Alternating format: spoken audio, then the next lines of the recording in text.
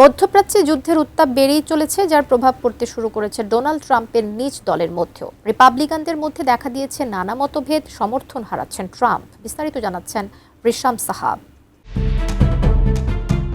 সাধারণত যুক্তরাষ্ট্রের প্রেসিডেন্টরা সামরিক অভিযান চালালে শুরুর দিকে তাদের জনপ্রিয়তা বেড়ে যায়, কারণ ওই সময় জনগণ দেশপ্রেমে উদ্বুদ্ধ থাকেন এবং তারা রাজনৈতিক ভেদাভেদ ভুলে প্রেসিডেন্টকে সমর্থন দেন। কিন্তু ইরানের সাথে যুদ্ধে এবার তা ঘটেনি। রিয়েল ক্লিয়ার পলিটিক্স বিভিন্ন জনমত জরিপের গণ নিয়ে একটি সংকলন করেছে। এতে দেখা যায় ট্রাম্পের প্রতি জনসমর্থনে কোনো পরিবর্তন হয়নি। 1 বছর ধরেই তা কম ছিল, এমনকি যুদ্ধ শুরুর পর তা আরও কমেছে।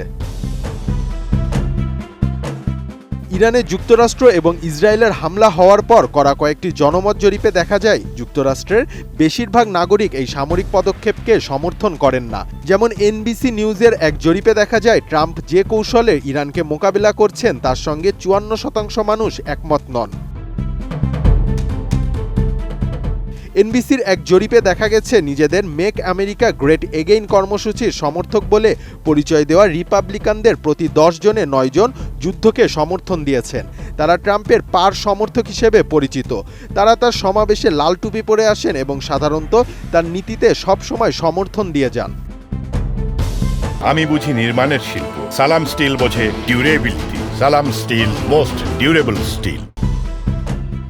তবে একই জরিপে দেখা গেছে যারা নিজেদের মেক আমেরিকা গ্রেট এগেইনের সমর্থক বলে মনে করেন না, এমন মানুষেরা যুদ্ধের বিষয়ে অনেক বেশি সন্দিহান। তাদের মধ্যে 50%-এর কিছু বেশি সংখ্যক মানুষ বলছেন তারা যুদ্ধকে সমর্থন করেন, আর 1/3 বেশি মানুষ এই যুদ্ধের বিপক্ষে।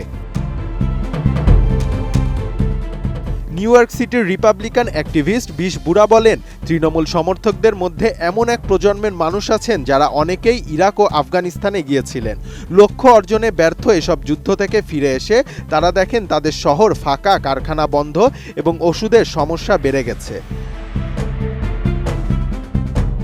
প্রেসিডেন্টের সঙ্গে দ্বিমত পোষণকারীদের মধ্যে কার্লসন, পডকাস্টার জো রেগান এবং জর্জিয়ার সাবেক কংগ্রেস সদস্য মার্জরি টেইলর গ্রিনের মতো অনেক সরব মানুষ আছেন।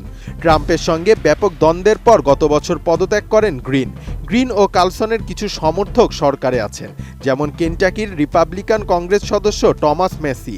তিনি যুদ্ধের বিরোধিতা করে কংগ্রেসে উত্থাপিত একটি প্রস্তাবে সমর্থন দিয়েছিলেন, তবে প্রস্তাবটি পাশ হয়নি। ট্রাম্প এখন একটি জটিল এবং সম্ভাব্য দীর্ঘমেয়াদী বৈদেশিক সংঘাতের মধ্য দিয়ে যাচ্ছেন। তবে বিশেষজ্ঞরা একটি বিষয় একমত যে যুদ্ধ যতদিন চলবে তাতে যুক্তরাষ্ট্রের অর্থনীতি এবং বিশেষ করে তেলের দামের ওপর এর ব্যাপক প্রভাব পড়বে। এতে করে নিজ দলের মধ্যে ট্রাম্প আরও বেশি কোণঠাসা হয়ে পড়তে পারেন।